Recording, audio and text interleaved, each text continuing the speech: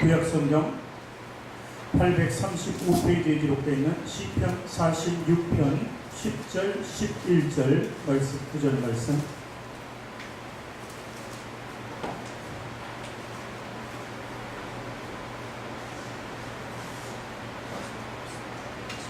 우리 찾으셨으면 함께 읽도록 합니다. 이르시기를 너희는 가만히 있어 내가 하나님됨을 알지어다. 내가 한 나라 중에서 높임을 받으리라. 내가 세계 중에서 높임을 받으리라 하시도다. 만군의 여호와께서 우리와 함께 하시니 야곱의 하나님은 우리의 피난처시로다. 셀라. 아멘.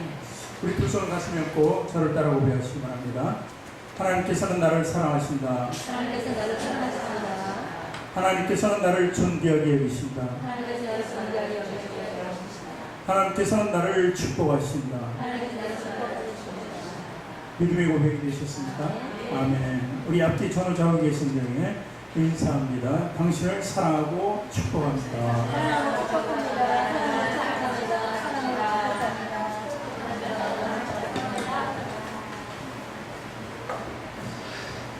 사랑하고 축복할 사람이 오늘 10명 이상 빠진 것 같아요. 이 더위 때문에 그런가. 다음 주에는 모두 참석해서 다 은혜를 받았으면 좋겠습니다. 지난주에 말씀도 시편 46편이었습니다. 그래서 46편의 그 요지는 우리에게 피난처가 되시는 하나님, 힘이 되시는 하나님, 우리가 만날 때 큰 도움이 되신 하나님, 이렇게 해서 우리가 은혜를 나눈 적이 있습니다. 그 46편의 결말이라고 하는 말씀이 바로 여기 기록되어 있는 것입니다. 하나님의 때를 기다리라. 이 말씀은 오늘 가만히 있어 잠잠히 기다리라는 것입니다. 오늘 유튜브를 보니까 신기한 동물들의 행동 이런 게 나와 있더라고요. 그래서 한번 클릭해서 봤더니 한 3, 40마리 이런 개떼가 이렇게 쭉 일렬로 있는데 그 앞에 먹이를 쭉 갖다 놨어요. 먹이를 갖다 놨는데 보고 침은 흘리는데 먹지는 못해요. 왜 먹지 못할까요? 주인이 앞에서 먹으라 그럴 때를 기다리고 있더라고요. 어떻게 개가 그걸 기다릴 수 있습니까? 보면 그냥 달려들어서 먹기 마련인데, 그런데 모두가 한결같이 기다리고 있다가 먹으라고 주인이 딱 명령하니까 한꺼번에 또 달려와서 먹더라고요. 저희 이제 성도 중에 제 처남이 있죠. 박영호 집사님 오늘 안 나오셨는데, 이 박영호 집사님 기르는 개 중에 푸들 종류인데 구찌라고 하는 게, 보신 분은 아마 봤을 거예요. 사람을 넘어져서 막 달려듭니다. 그냥 거침없이 달려들어요. 막으려고 해도 달려들어요. 그런데 먹이를 딱 갖다 주고 주인이 그 앞에 놔두면 딱 쳐다만 보고 있고 달려지지 않아요. 사람 보면 좋아서 달려드는데 먹이는 더 좋을 거 아니에요. 그런데도 꼼짝 않고 있습니다. 먹어? 그러니까 얼른 와서 먹더라고요. 참으로 이게 훈련이 잘 된 거죠. 보면은 그 훈련이 잘 되었다는 것. 이것은 서로 신뢰가 있었다는 거예요. 맨날 주인이 딱 갖다만 놓고 먹어라 소리 안 하면은 그 개가 생각해도 참 웃기는 거죠. 그러니까 말을 들을 리가 없는 거예요. 맨날 뺏기면은 얼른 가서라도 먹게 돼 있어요. 근데 먹어 그럴 때 반드시 그 먹게 해주니까 말을 듣는 거죠. 이것이 주인과 개의 신뢰죠. 우리를 개에 비유하면 안 되겠지만 우리도 마찬가지입니다. 하나님과 우리의 관계 속에서 우리가 정말 하나님을 향해서 얼마나 훈련이 잘 되어 있는지를 우리는 늘 점검해 봐야 된다는 거예요. 실제로 인간의 모습이 너무 연약하죠. 아담과 하와 때 하나님께서 하라 하지 마라 이 모든 것을 통틀어서 한 가지만 얘기했어요. 그 선악과를 먹지 말라는 것 한 가지밖에 없었어요. 법이라고는. 그런데 그 한 가지 욕을 견디지 못하는 거예요. 참지 못하는 거예요. 사단의 유혹이 들어오니까 얼른 가서 먹어버렸다는 거예요. 그리고 그것이 이제 죄가 됐다는 것이죠. 그러니까 우리가 참지 못하고 인내하지 못하고 내 맘대로 하는 것, 그것을 죄라고 볼 수 있는 거예요. 그 죄 때문에 우리 모든 인류가 원죄를 가지게 됐던 것 아닙니까? 그런데 예수님 때는 하라 하지 마라가 365가지나 됐어요. 그렇게 이제 10계명을 통해서 이제 분류가 된 거죠. 그래서 365가지에 하라 하지 마라. 그러니까 끝없는 유혹 가운데, 끝없는 죄악 가운데, 끝없는 세상 삶 가운데 참 지킬 것이 너무너무 많은 것이죠. 그러니 한 가지가 아니고 이렇게 많은 것이었는데 훈련이 되지 않는다면 우리는 하나도 지킬 만한 것이 없는 것입니다. 이것이 연약한 우리의 모습입니다. 역시 우리도 마찬가지입니다. 문제 앞에서 우리는 기다리지를 못해요. 인내하지를 못해요. 그리스도인은 문제가 생겼을 때 하나님께 기도하고 간절히 간구하면서 기다리는 것입니다. 때를 기다려야 되는데 기다리지를 못하는 것이 문제예요. 인내와 기다림의 한계를 극복하지 못하는 우리의 어리석은 모습을 우리 신앙 속에서도 발견할 수 있다는 것. 그것이 참으로 우리에게는 불편한 진실인지도 몰라요. 자, 이렇게 조급함을 가지고 있고 서두르는 우리의 모습. 그래서 이런 얘기가 있습니다. 오도깨비라고 들어보셨어요? 오도깨비? 오도깨비라는 것이 있어요. 잡귀신이에요. 그러니까 옛말로 해서 잡귀신. 이 잡귀신, 별것도 아닌 것이 계속 막 돌아다니면서 경망스럽게 사람에게 막 붙는 거예요. 그래서 이렇게 막 붙는 거를 우리는 오도깨비를 이렇게 우리 말로 해서 오도방정을 떤다고 해요. 오도방정. 별것 아닌 것이 그렇게 그냥 난리법석거든요. 호들갑이라는 이야기도 있습니다. 이렇게 바로 우리의 문제 앞에서 이런 것이 우리가 그냥 저절로 나오는 행동이 돼서는 안 되는 거예요. 오도방정, 호들갑 이렇게 돼서는 안 돼요. 우리는 기도하는 사람이잖아요. 그래서 우리는 예수님의 십자가의 인내를 보면서 우리가 십자가를 믿는 믿음이 있다면 주님처럼 기다려야 돼요. 인내하는 거예요. 어떤 고통이 있더라도 죽음까지도 엄습하는 그 고통 가운데서도 인내할 수 있어야 된다는 것입니다. 그것이 바로 저와 여러분의 신앙이 되기를 주님의 이름으로 축원합니다. 오늘 말씀 가만히 있어라. 가만히 있어라. 왜 가만히 있으라고 그랬을까요? 그들은 불평불만했기 때문에 원망하고 불평불만하는 그들의 모습을 보고 가만히 있으라고 그랬어요. 이 말씀은 출애굽기가 원조입니다. 출애굽기 14장에 보면 출애굽한 이스라엘 백성들을 향해서 하나님께서 가만히 있으라는 말이에요. 그래서 오늘 시편의 말씀은 그 출애굽기 말씀과 같이 연동해서 우리가 봐야 한다는 것입니다. 출애굽기 마침내 이제 10가지 재앙을 통해서 이제 바로 왕을 손들게 하고 항복하게 하고 이제 이스라엘 백성들이 애굽을 떠납니다. 떠나서 가나안으로 향하는데 이제 낮에는 구름 기둥으로 뜨거운 때 앞에 서서 가려주시고 밤에는 불 기둥으로 그 사막의 추위에서 보호해 주시면서 그들을 은혜로 인도하는 거예요. 자, 그들에게는 은혜가 넘치는 거예요. 애굽에서 나왔죠. 늘 지켜주신 하나님 같죠. 그렇게 가는 중에 어느 날 보니까 홍해라는 것이 꽉 막혀 있습니다. 다시 돌아갈 수도 없고 돌이켜서 무엇을 할 수도 없습니다. 그 앞에서 진퇴양난처럼 과연 여기서 어디로 가야 되나, 이 막힌 길 가운데 이렇게 그들이 고민하고 있을 즈음에 애굽에서는 어떤 일이 일어날까요? 다 떠나보냈는데 하나님이 그 바로왕을 마음을 완악하게 만듭니다. 보내놓고 나니까 이게 또 후회스러운 거예요. 저들이 노예 있을 때가 참 좋았는데 이제 그들이 하던 일을 자기네들이 한다는 게 너무 힘든 거 아닙니까? 이게 왜 경제 구조가 잘 돌아가지는 않을 거예요. 사회도 그렇고 갑자기 다 떠나버리니까. 그래서 그들이 이렇게 될 바에는 저들이 보니까 소식을 들었는데 홍해 앞에서 저들이 앞으로 더 나가지 못하고 있다는 거예요. 그러니까 잘 됐다. 이때 우리가 총 동원해서 저들을 다 없애버리자. 못 쓸 바에는 죽여버리자는 거예요. 버려버리자는 거예요. 그러면서 애굽의 총 군대 명령을 내립니다. 동원령을 내리는 거죠. 무려 지금으로 치면 탱크가 600대. 600대 하면 굉장한 겁니다. 여기 군 출신이신 분도 계신데 600대 한꺼번에 보기가 힘들죠. 근데 600대 되는 그 탱크라는 이제 이게 있어요. 전차라고 그럽니다. 그때는 전차가 좀 의미가 틀리지만 그것까지도 다 동원해서 온 지휘관까지 동원하고 온 군대를 다 동원해서 쳐 죽이고 하고 쫓아갑니다. 이렇게 쫓아간다는 소식을 또 이스라엘 백성들이 그 진퇴양난 속에서 들은 거예요. 들으니까 얼마나 기가 막힙니까?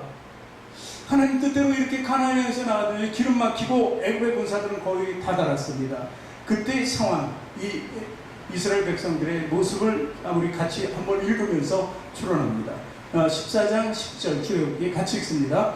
바로가 가까이 올 때에 이스라엘 자손이 눈을 들어본즉 애굽 사람들이 자기들 뒤에 이른지라 이스라엘 자손이 심히 두려워 여호와께 부르짖었다. 자, 어디까지 왔어요? 눈에 보이는 데까지 왔어요. 엄청난 그 짧은 간격밖에 되지 않는다는 것입니다. 그래서 이들이 부르짖었습니다. 그 다음에 어떤 행위를 했나? 그들이 또 모세에게 이르되 애굽에 매장지가 없어서 당신이 우리를 이끌어내서 이 광야에서 죽게 하느냐, 어찌하여 당신이 우리를 애굽에서 이끌어내어 우리에게 이같이 하느냐 하면서 원망하고 있습니다. 불평하고 있어요. 또 12절에 이것보다도 더 과거를 회상하면서 후회하는 그들의 모습. 우리가 애굽에서 당신에게 이른 말이 이것이 아니냐, 이르기를 우리를 내보내더라, 우리가 애굽 사람을 섬길 것이라 하지 않나. 애굽 사람을 섬기는 것이 광야에서 죽는 것보다 낫겠노라. 만약에 거기서 정말 애굽 군사에서 다 죽는다면은 사실 어떻게 보면 인간적인 모습은 거기서 그냥 종살이하는 게 훨씬 나을 수 있죠. 이런 푸념을 하고 있습니다. 원망과 불평을 하고 있습니다. 근데 우리가 읽었던 20절에는 보니까 부르짖다 하는 말이 있는 거예요. 그들이 먼저 부르짖었어요. 누구께? 여호와께 부르짖었어요. 이 말은 체크라는 말인데 이것은 간구하다, 외치다, 호소하다 이런 거예요. 처음에 그들이 하나님 향해서 막 부르짖고 간구했습니다. 그런데 아무 소식이 없잖아요. 그러니까 대번에 하나님을 원망하지 않고 하나님의 대행자격인 모세에게 돌아서 계속 원망하는 거예요. 그냥 놔두지 왜 우리를 이끌어가지고. 이것이 모세에게 있겠지만 하나님께 불평하는 거 아니에요. 하나님께 원망하는 그들의 모습을 볼 수 있는 것입니다. 우리는 이야기 결말을 아니까 이게 뭐 그러보다 했지만 당시 이스라엘 백성이 우리들이었다면 어떻게 했어요? 우리들도 똑같지 않았을까 이렇게 생각하는 것입니다. 하나님께 맡기지 못하고 거기서 정말 오두황정을 떨고 호들갑을 떨고 난리법석을 치지 않았냐 이거예요. 다른 사람들은 그냥 조용히 얘기하고 더 우리는 큰 소리로 야 모세야 이러면 어떻게 했냐 막 이러지 않았습니까? 그래서 우리는 때로는 이 출애굽의 여정이 우리 여정이라고 자꾸 제가 말씀을 드리는 이유가 바로 그거예요. 우리 삶에도 그런 모습이 나타나기 때문에 그런 것이죠. 그들이 별 생각을 안 했어요. 헤엄쳐서 건너볼까? 어떻게든 건너가야 되겠죠. 그런데 200만 명이 되는 사람이 가족들이 다 있고 짐도 있고 별게 다 있는데 어떻게 헤엄쳐서 건넌다는 것을 엄두를 내겠습니까? 이것은 그들에게 있어서는 큰 재앙이에요. 자기 인생에 있어서 가장 큰 재앙이기도 했다는 것입니다. 그런데 이 사람들이 특징을 보니까 처음에는 하나님께 부르짖었고 그 다음에 두 번째는 모세에게 부르짖었어요. 여러분 가만히 생각하면 이런 경우가 있어요. 제가 이제 성도들이 좀 있으니까 하는 얘기인데 이분들이 다 기도해요. 우리 성도들이 기도하는데 안 되면 기도하다 안 되면 저한테 와서 목사님 왜 안 돼요? 왜 기도하는데 안 돼요? 저한테 그래요. 하나님한테 그래야 되는데. 그러니까 오늘 모세도 참 기가 막힙니다. 그러나 모세처럼 저도 여러분들을 위해서 안 돼요. 불평, 원망을 저한테 해도 목사님의 능력이 있어야 되는 거 아니에요. 별 얘기를 다 해요. 근데 하나님의 능력이잖아요. 우리 개인과 목사와 모두가 함께 어우러졌을 때 하나님의 때가 이루어서 우리에게 모든 문제가 해결되는 그 순간을 기다려야 되는 거예요. 그러니까 하나님께 부르짖고 목사님한테도 원망 불평하지 말고 부르짖자고 같이 하자고 해야 돼요. 그랬을 때 이게 정말 삼위일체 하나님처럼 우리가 정말 하나님과 하나가 됐을 때 그 기도의 응답이 이루어진다는 것입니다. 그러니까 원망과 불평하지 말라는 것이죠. 오늘 찬양 중에도 했잖아요. 원망 불평하지 말라고 마지막 찬양이에요. 그래서 이제 지난주의 말씀이 힘과 도움이시잖아요. 피난처시잖아요. 그 결말이 오늘 나타나는데 출애굽기 역시 그 결말을 나타내주고 있어요. 이 출애굽기 14장 13절 14절을 보니까 하나님께서 이때 응답을 주시는 거예요. 같이 읽을까요? 모세가 백성에게 이르되 너희는 두려워하지 말고 가만히 서서 여호와께서 오늘 너희를 위하여 행하시는 구원을 보라. 너희가 오늘 본 애굽 사람을 영원히 다시 보지 아니하리라. 또 14절 여호와께서 너희를 위하여 싸우시리니 너희는 가만히 있을지니라. 두 절에 걸쳐서 가만히 서서 가만히 있으라는 거예요. 뭔만 하라고요? 보라는 거예요. 내가 너희를 위해서 어떻게 하는지 보라는 거예요. 하나님의 놀라운 응답입니다. 모세가 이 말씀을 통해서 오늘 두 절 말씀을 통해서 뭘 하지 말라 그래? 두 가지 부탁만 해. 두려워하지 말라. 가만히 있으라. 이것이 바로 우리 신앙인들이 배워야 할 점이에요. 교훈 얻어야 될 거예요. 우리 문제 앞에서 어떻게 두려워하지 말아요. 두려움은요, 그 문제를 더 크게 야기하는 거예요. 내 스스로 작은 것도 크게 만들면서 그 공포 속에서 두려움과 괴로움 속에서 내 스스로 죽어가는 모습을 발견할 수밖에 없는 거예요. 그러나 두려워하지 않는다면 일단 담대한 마음으로 우리가 내 방어막을 칠 수 있는 것입니다. 그리고 가만히 있는다는 거예요. 가만히 있는다는 게 여러 가지 뜻으로 이제 있습니다. 오늘 제가 그 가만히 있는다는 것을 말씀드리고 싶은 거예요. 태풍이 좀 왔으면 좋겠는데 이번에 뭐 약이라는 태풍도 중국 쪽으로 가버리는데 이 더위를 물리치지 못해요. 태풍이 한번 지나가야 되는데 이 바다에 고기가 안 나는데 바다를 한번 뒤집어줘야 되는데 그래야 먹이가 막 풍족해지고 막 고기도 막 몰려오는데 이게 지금 안 되는 거예요. 그런데 보니까 이 태풍에서 확 뒤집어주면 어떻게 돼? 흙탕물이 돼버린 거예요. 흙탕물이 돼버려요. 이 가만히 있으라는 의미는 이 구정물이나 흙탕물이 이게 정말 지금은 막 보기도 그렇고 더러워 보이지만 시간이 지나면 어떻게 돼? 찌꺼기가 다 아래로 가라앉고 맑은 물이 나타나는 것을 볼 수 있어요. 이 가만히 있으라는 그 의미입니다. 흥분하지 말라는 거예요. 가만히 있어야지 모든 것이 제대로 분간이 될 수 있다는 것을 얘기하는 것입니다. 그래서 우리는 가만히 있을 줄 알아야 돼요. 혼돈의 시대 때 이런 엄청난 혼돈이 내게었을 때 그것에 종용해서 그냥 우리가 성급하면은 그 혼돈은 계속 유지가 돼요. 그러나 우리가 가만히 있고 잠잠해 있으면 그 역시 잠잠해지면서 우리가 사리를 분별할 수 있는 능력이 생기고 그때 문제 해결의 열쇠도 찾을 수 있는 거예요. 이게 다 하나님으로부터 오는 능력이라는 것이죠. 욥을 보세요. 성경의 욥은 어떤 사람이에요? 정말 동방의 은이고 동방에서 갑부였어요. 근데 하루아침에 모든 것을 잃습니다. 재산도 잃고 종도 잃고 자식도 다 잃어버리고 건강도 잃어버려요.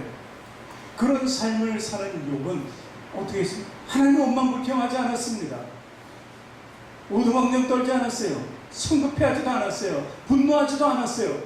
오직 하나님의 때를 기다리며 하나님을 찬미했어요. 주신 분도 하나님이고 가져가신 분도 하나님이고 내가 빈몸으로 왔는데 빈몸으로 죽는 게 당연하고 이렇게 긍정적인 삶을 통해서 하나님의 때를 기다린 거예요. 마침내 하나님의 때가 오니까 시험의 때는 사라지고 갑자기 축복을 받았다는 이야기입니다. 이런 삶이 우리가 가만히 있을 때 가능하다는 이야기입니다. 그러면 우리는요 하나님의 음성을 들을 때 막 시끄러운 중에 하나님의 음성을 들으려고 노력하는 사람 많아요. 통성 기도를 많이 하잖아요. 그 기도가 부르짖는 기도는 맞아요. 근데 그때 당시에 바로 응답이 잘 주어지지 않는 이유는 하나님은 세밀하신 하나님, 조용히 다가와서 응답을 해주시는 거예요. 그렇다고 늘 조용히 하는 게 아니라 통성 기도를 했지만 하나님의 응답은 세밀하게 은밀하게 우리에게 다가오신다는 거예요. 그래서 우리가 때로는 응답을 받기 위해서는 가만히 있어요. 기도할 때는 부르짖지만 응답을 받을 때는 우리가 조용히 하나님의 때를 기다릴 줄 알아야 된다는 것입니다. 하나님은 혼돈이었던 온 우주를 질서로 만드셨잖아요. 6일 만에 이 사람이라는 것을 창조하시기 위해서 보기에 힘이 좋았더라 하면서 스스로 정말 자화자찬하시는 하나님이 그 질서를 모두 세워버리니까 삶이 되는 거예요. 우리 그 질서 속에 있는 거예요. 그래서 하나님은 모든 것을 잠잠하게 해주시고 그 전지전능하신 창조주 하나님이신 거예요. 그러니까 하나님께 모든 것을 위탁해야 된다는 것입니다. 하나님은 늘 우리 함께 계십니다. 저와 여러분에게 함께 하시는 거예요. 가정에도 직장에도 사업장에도 늘 함께 계시는 거예요. 그래서 우리 피난처가 되시고 힘이 되시고 환난 중에 만날 큰 도움이 되신다는 것입니다. 시편 62편 5절 말씀 우리 같이 읽습니다. 나의 영혼아 잠잠히 하나님만 바라라. 물은 나의 소망이 그로부터 나오는도다. 자, 소망이 그로부터 나온다. 잠잠히 있으면 이게 하나님의 때를 기다리는 성도의 모습인 것을 믿으시기 바랍니다. 자, 출애굽기 14장 21절을 같이 읽습니다. 모세가 바다 위로 손을 내밀매 여호와께서 큰 동풍이 밤새도록 바닷물을 물러가게 하시니 물이 갈라져 바다가 마른 땅이 된지라. 응답이 왔어요. 그죠? 모세가 하나님의 지시하는 대로 했더니 그 바다가 갈라진 거예요. 갈라진다고 해서 그냥 건너갈 수 있습니까? 질퍽질퍽할 텐데 마른 땅이 됐다는 건 마른 땅. 그 많은 짐들을 그 200만 명이 넘는 사람이 건너갈 수 있도록 단단하고 두껍고 정말 아스팔트보다도 콘크리트보다도 더 단단한 땅이 돼야 되지 않겠어? 200만 명이 한꺼번에 건너면 처음에는 잘 건너가다가 흙이 되면 나중에 점점 더 빠질 거예요. 엉망이 될 거예요. 근데 그들이 다 지나갈 때까지 마른 땅이 있으면 얼마나 견고한 땅이에요. 이것이 바로 하나님의 능력인 것을 믿으시기 바랍니다. 우리는요, 때로는 하늘이 무너지고 땅이 꺼질 것 같다, 이 극한 상황을 만나면 그런 얘기해요. 그런데 우리 성도들은 그런 얘기 절대 해서는 안 되는 거예요. 하나님이 나를 도와주신 것을 믿어야 돼요. 하나님이 나뿐만 아니라 믿는 모든 자들을 도와주신다. 그것을 우리가 분명히 알아야 한다는 것입니다. 하나님의 때를 기다리는 것. 우리 믿음의 조상 아브라함이 있습니다. 그때부터 사실 믿음은 시작됐습니다. 하나님의 구원 계획도 그때부터 시작됐습니다. 근데 아브라함도 때를 기다리는 사람이 되었어야 돼요. 근데 때를 기다리지 못했다는 사실을 우리 성경에서 볼 수 있어요. 왜냐하면 아브라함이 75세, 그 아내 사례가 10년 젊으니까 65세예요. 65세가 됐는데 이미 경수는 끊어졌어요. 그러니까 아이를 낳을 수 없다는 얘기입니다. 그런데 하나님이 자기네들은 바라지도 않았는데 이제는 뭐 다 포기했잖아요. 그랬는데 하나님이 찾아와서 하나님 스스로 너한테 자식을 준다는 거예요. 뭐 기도하고 간구한 적도 없잖아요. 하나님 축복은 이렇게 다가오는 거예요. 우리가 예상치 못한, 상상할 수 없는, 할 수 없는 그런 축복이 우리에게 들어오는 거예요.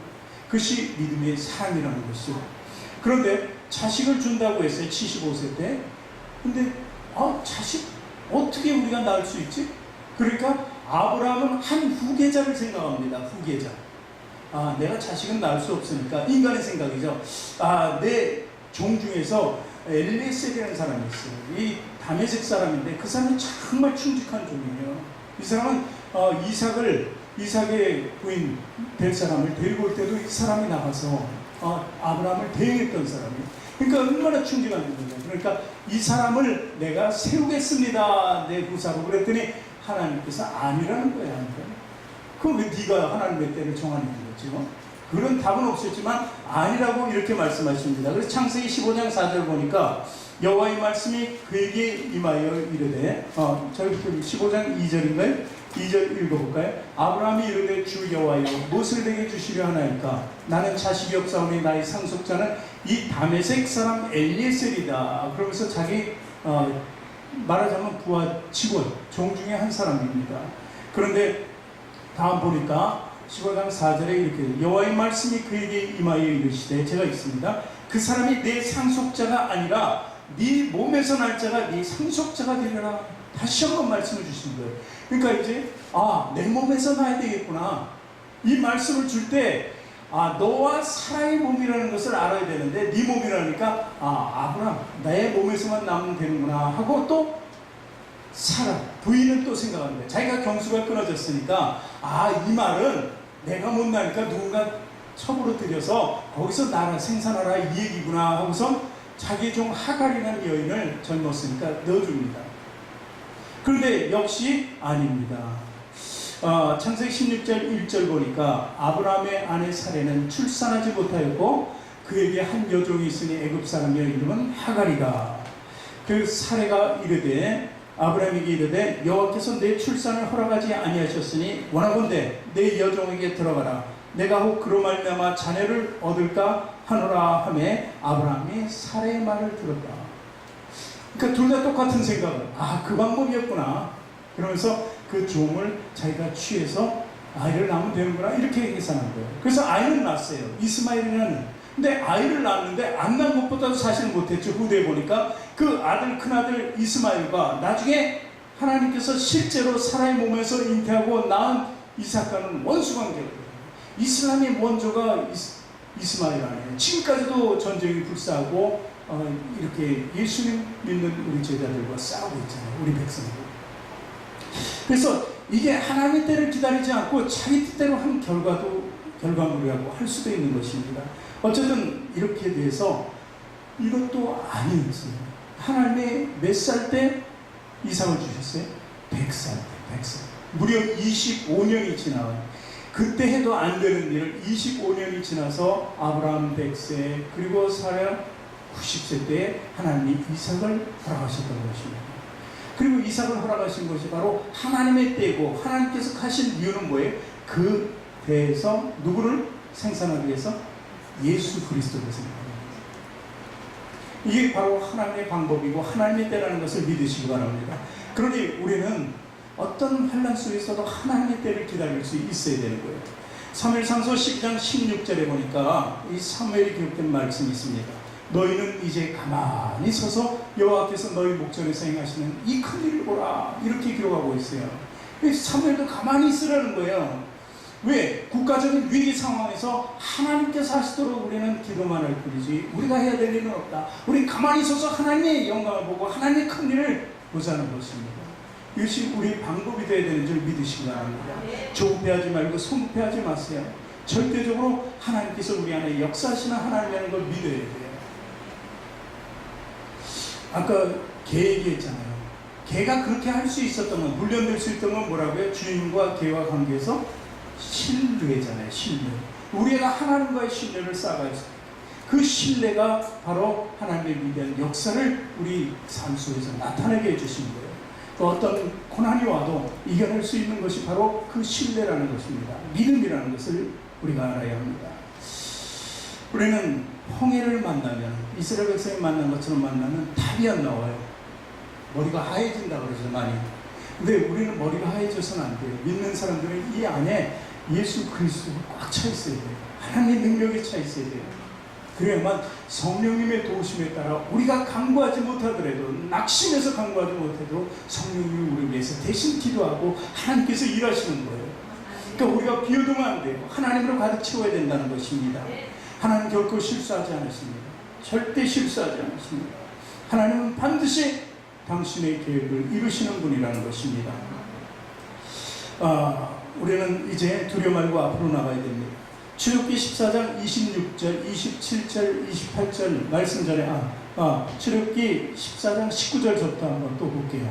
좀 성경을 읽어야 되는데 여기 신나는 장면이니까 좀 재밌게 읽자고요.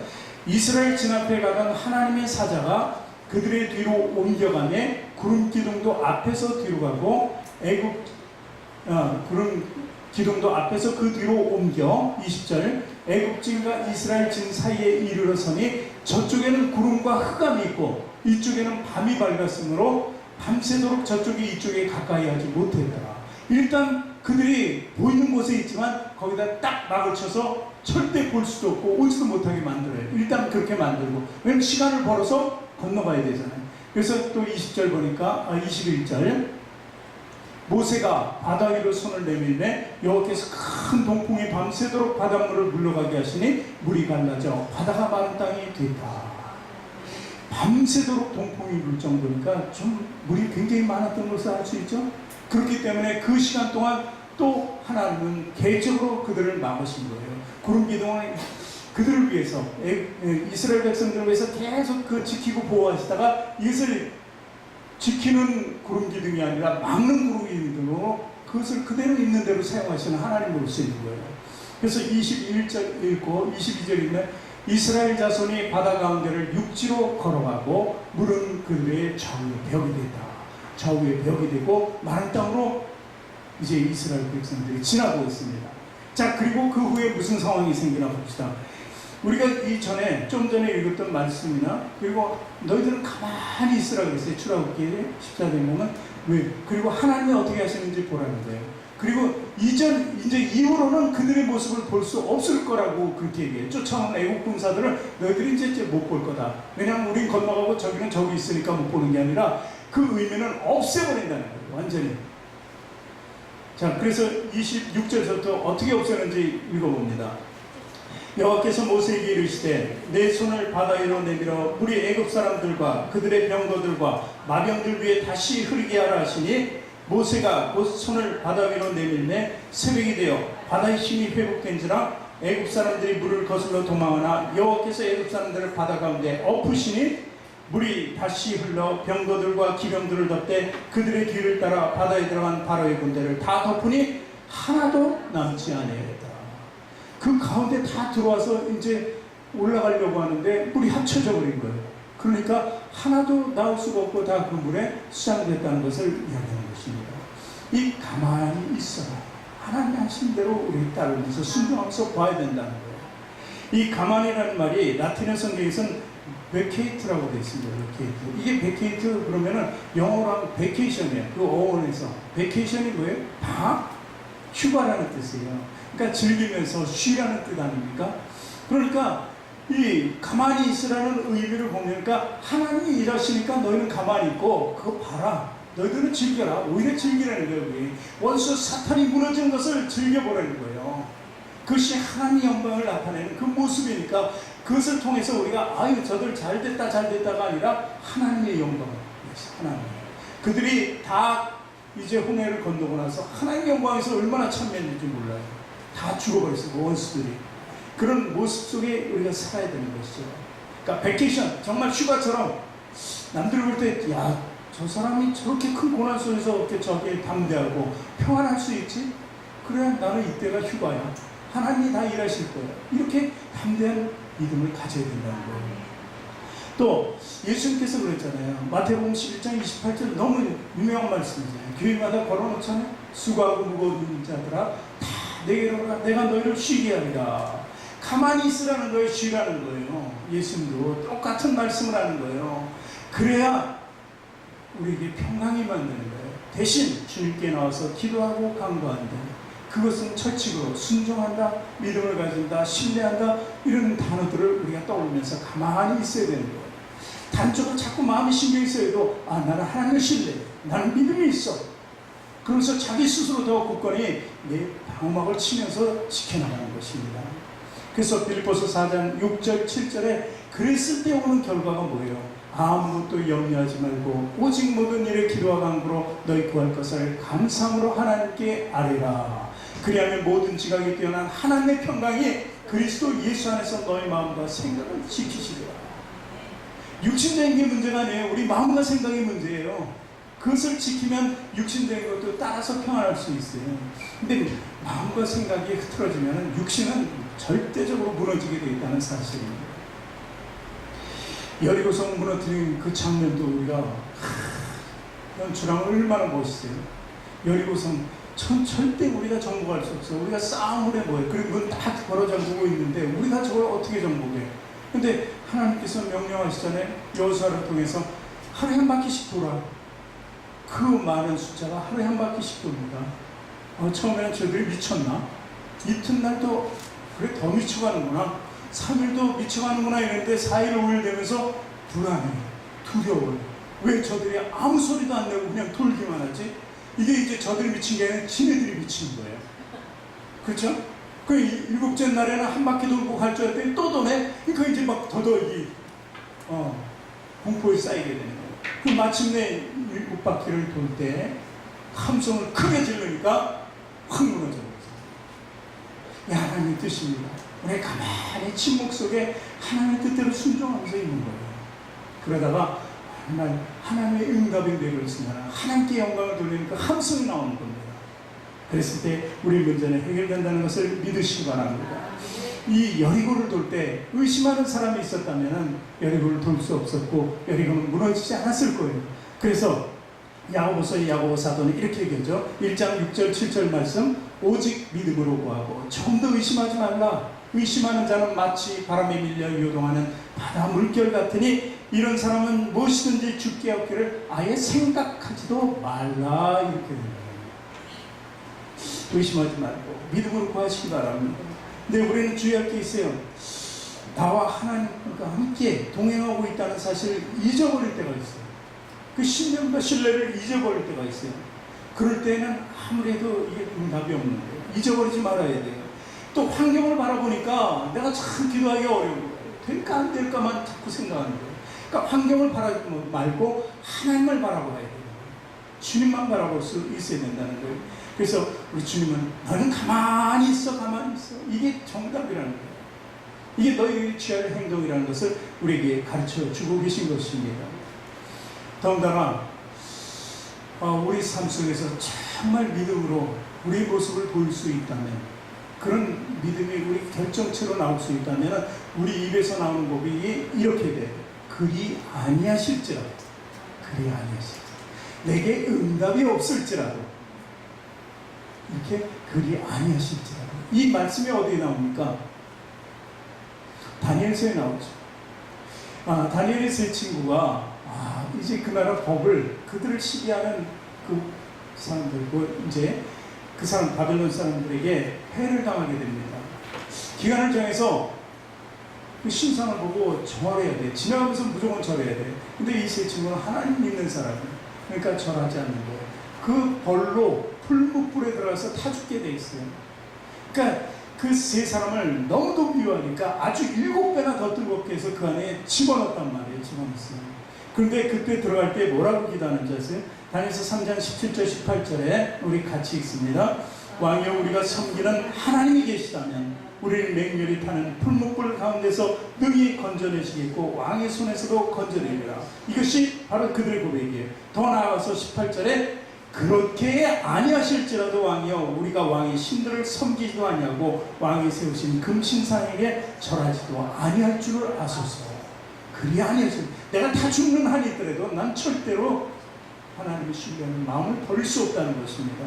이것이 바로 우리의 축복의 근원이 됩니다. 여러분들이 축복받으신다면 이 정도까지 믿음을 행할 수 있어야 된다는 것입니다. 우리는 가만히 있어야 돼요. 가만히 있으면서 마음을 비우고 하나님께로 마음을 드려야 돼요. 침묵해야 돼요. 가만히 있어야 돼요. 내 입에서 나오는 불평과 원망이 다 제해져야 된다는 거예요. 그래야만 은밀하고 세미한 그 하나님의 놀라운 축복의 음성과 응답이 주어진다는 것을 믿으시기 바랍니다. 하나님, 이것은 하나님은 왜 이렇게 하실까요? 하나님의 영광을 위해서, 하나님 높임을 받기 위해서. 예수님 사역, 공생의 사역을 쭉 보면은 빠지지 않는 게 항상 있어요. 고치시고, 만지시고, 해방시키고, 그들을 죽음에서 다시 돌이켜서 살게 하실 때도 무엇을 위해서 하신다고 그러셨어요? 하나님의 영광을 사람들에게 드러나기 위해서 했다고 예수님도 그러셨단 말이에요. 당신의 아들이신 예수님도 그렇게 하나님의 영광을 위해서 모든 사역을 감당하시고 그 말씀이 주였어요. 최고의 주는 마지막으로 제일 중요한 포인트는 하나님의 영광 받기 위해서, 하나님의 영광을 위해서라는 거예요. 이게 바로 우리의 삶이 돼야 돼요. 하나님의 영광이, 아까 그랬잖아요. 얼마나 하나님의 영광을 나타내고 싶겠어요. 우리 성도들 한 사람 한 사람 많이 나타내고 싶어요. 근데 자기가 원해야지. 하나님과 매칭이 딱 돼야지 그 영광이 나타나고, 영광이 나타날 축복이 임하는 것이고 문제 해결도 임하는 것이라는 거예요. 그러니까 우리가 죽든지 살든지 누구를 위해서? 하나님의 영광을 위해서라는 거예요. 이것이 바로 예수님의 말씀이고, 그리고 제자들이 한결같이 얘기하는 게 하나님의 영광을 위해서. 이런 삶이 저희 여러분에게 늘 있기를 주님의 이름으로 축원합니다. 하나님은 우리의 피난처가 되십니다. 그러기 위해서 우리는 가만히 있어야 돼요. 하나님은 우리의 힘이 되십니다. 우리가 그래서 가만히 있어야 돼요. 하나님은 우리의 큰 도움이시잖아요. 어떨 때? 우리가 가만히 있을 때라는 것입니다. 가만히 있으면 우리 주님께서 모든 것을 해주신 한 분이신 하나님이신 것을 우리가 알 수 있고 고백하게 되는 것입니다. 이런 삶 언제나 주님 안에서 유지하시기를 주님의 이름으로 축원합니다.